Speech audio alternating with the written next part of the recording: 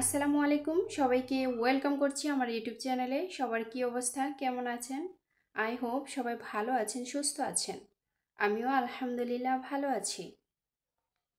কয়েকদিন যাবৎ প্রচুর রোদ, সেই সাথে প্রচুর গরম।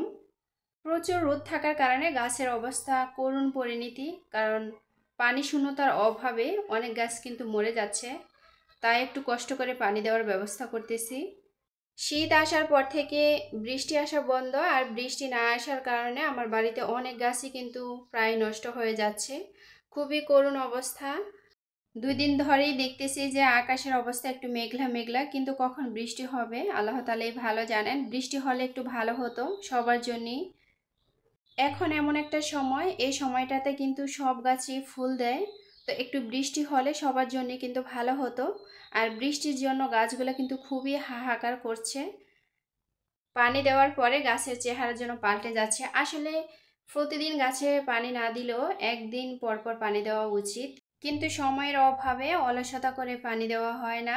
যদিও পানি দেওয়ার ব্যবস্থা আছে, কিন্তু আমার পানি দিতে সত্যি ভীষণ কষ্ট হয়। এখন যে গাছগুলোতে পানি দিতেছি এগুলা হচ্ছে আনারস গাছ। এর আগেও একটা ভিডিওতে আমি শেয়ার করেছিলাম। আসলে অনেকগুলাই আনারস গাছ, আনারসের চারাগুলো কিন্তু ছোটই থাকে আর ফুল থেকেই ফল হয়। তো প্রত্যেকটা গাছেই কিন্তু ফুল এসেছে আলহামদুলিল্লাহ।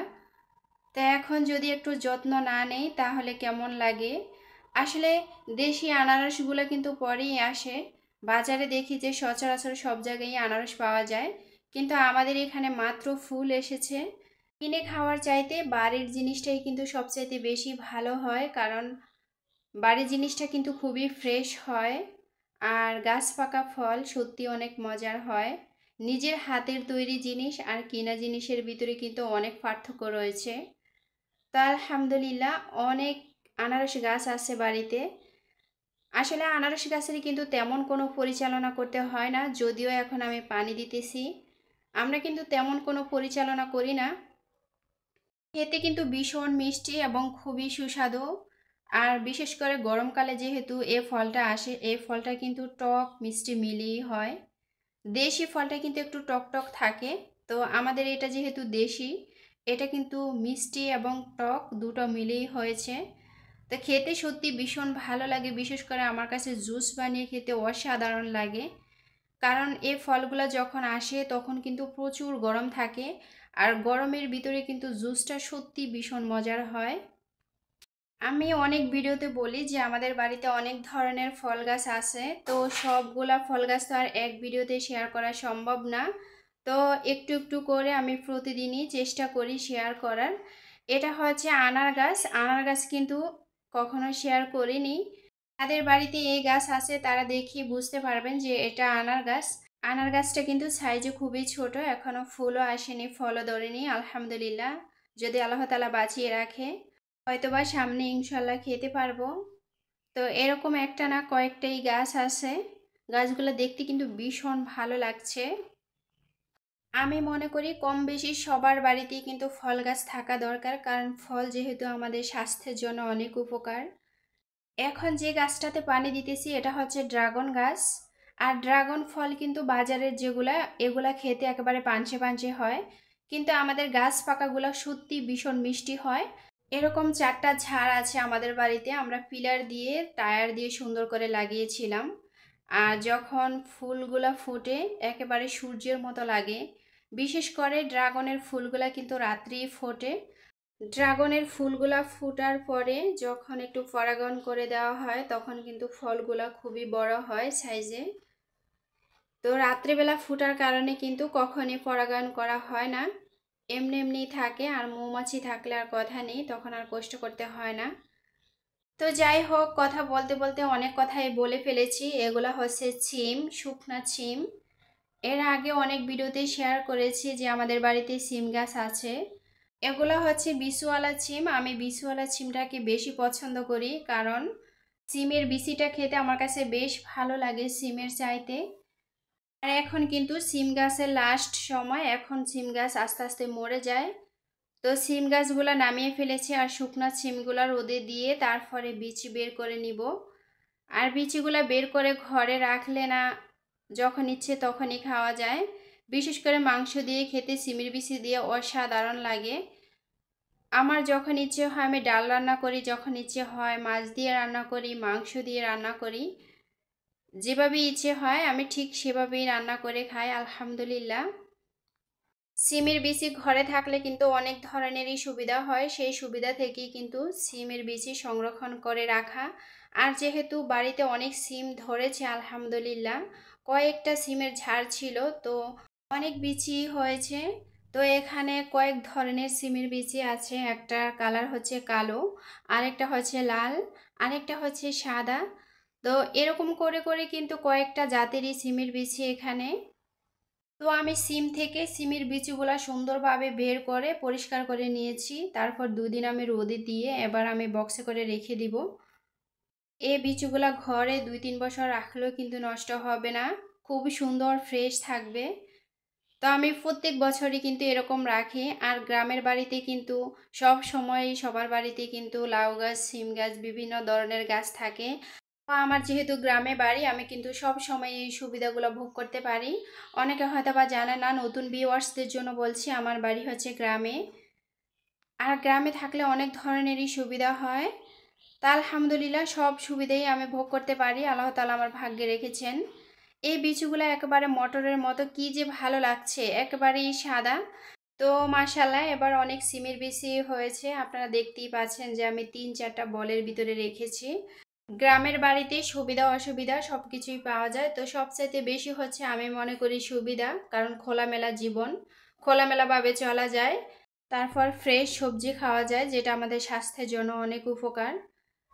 যাদের বাড়িতে সিম গাছ আছে তারা আমার মতো করে এভাবে সিমের বিচি সংরক্ষণ করে রাখতে পারেন, দীর্ঘদিন ঘরে থাকবে এবং যখন ইচ্ছা তখনই খাওয়া যাবে।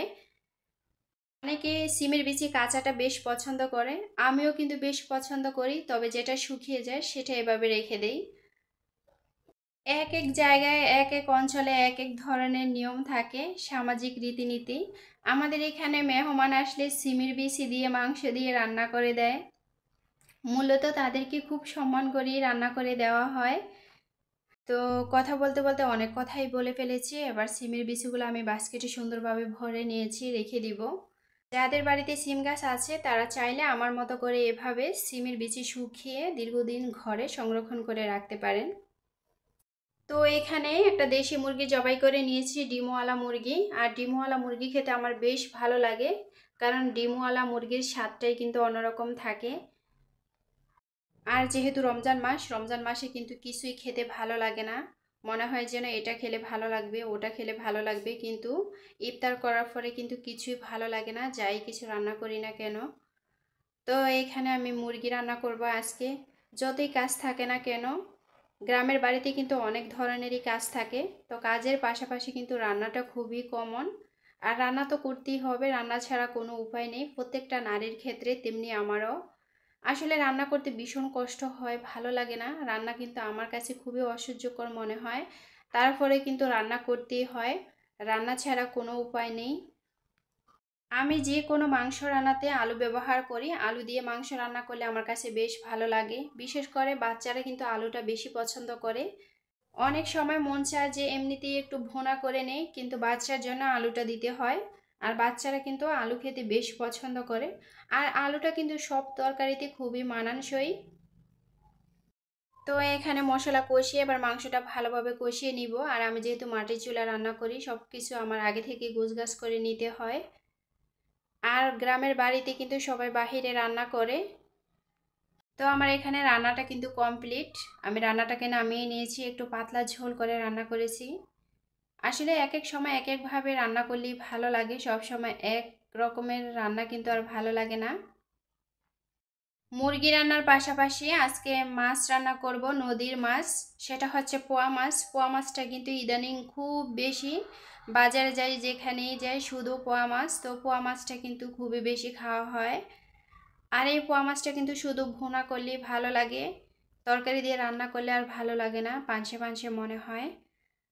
এই পোয়া মাছটা কিন্তু অনেকে খেতে চায় না, বলে যে কেমন লাগে, ভালো লাগে না। আসলে নদীর মাছ হিসেবে আমার কাছে কিন্তু বেশ ভালোই লাগে। আমার ভিতরে কোনো বাজগোজ নেই, আমি যে কোনো ধরনের খাবার খাই আলহামদুলিল্লাহ। তো এখানে আমি মরিচ বাড়িয়ে দিয়ে তারপর মাছটাকে একটু চড়চড়ি করে নিয়েছি, মানে যেটাকে ভুনা বলে আর কি। একটু মাখা মাখা করে নিয়েছি, দেখি আজকে কেমন লাগে। সেই সাথে দিয়েছি ধনে পাতা। ধনে পাতা ভুনা তরকারিতে না দিলে তো ভালোই লাগে না, তবে যখন খেয়েছিলাম তখন খেতে ভীষণ ভালো লেগেছিল। আর এখানে এগুলা হচ্ছে কলা। রমজানে কিন্তু কলাটা খুবই খাওয়া হয়। আর যদিও আমার কিনতে হয় না, আমি বাড়ি থেকেই খেতে পারি আলহামদুলিল্লাহ। তো যদিও কলার ছড়াটা খুবই ছোট ছিল, কিন্তু কলাগুলা খুবই মিষ্টি ছিল। আর বিশেষ করে সেহরিতে কিন্তু দুধ দিয়ে কলা দিয়ে খাওয়া হয়, কারণ ওই সময় কোনো খাবার ভালো লাগে না। তো দুধ দিয়ে কলা দিয়ে খাওয়া হয় সব সময়ই। সেই সাথে পেঁপে কেটে নিয়েছিলাম, গাছ পাকা পেঁপে। আর এখানে শরবত বানিয়ে নিয়েছিলাম লেবু দিয়ে। ইফতারে শরবত খাওয়ার পরে কিন্তু আর কিছুই ভালো লাগে না, মনে হয় যেন শরবতটাই সবচাইতে বেস্ট। তো আজকের মতো এখান থেকে বিদায় নিতেছি। সবাই ভালো থাকবেন। আসসালামু আলাইকুম। আল্লাহ হাফিজ।